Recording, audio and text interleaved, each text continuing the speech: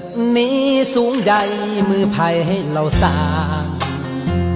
ทั่วทุกเส้นทางไผ่สร้างไผ่เห็นถนนนั่งนอนสบายหูบอไผ่นอทุกทนกรำแดดกรำฝนแบกคนนั้นแม่นผู้ใด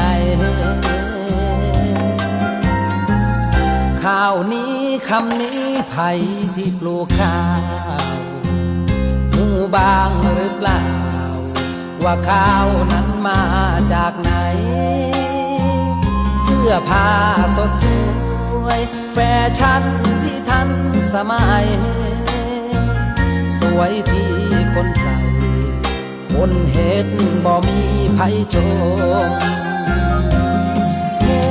เฮาคือผู้อยู่เบื้องหลังคือผู้สรรสร้างเพื่อคนอื่นได้สุขสมหยาดเหงื่อแรงงานมีส่วนสร้างสรรค์สังคมบ่มีไผชมหมู่เฮายังเฝ้าภูมิใจบ้านนี้เมืองนี้ดูดีสวยเด่นไผบางสิเห็นสิหูความจริงบ้างไหมผู้กวาดถนนผู้คนขยะคือไผทุ่มเทกายใจมอบความสุขให้มวลชน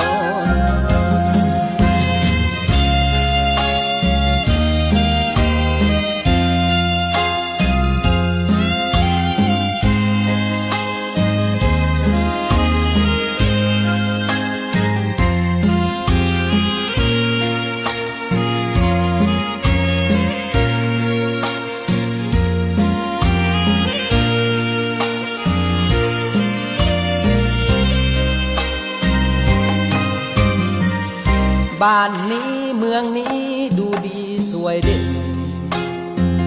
ไผให้บางสิเห็นสิหูความจริงบ้างไหมผู้กวาดถนนผู้คนขยะ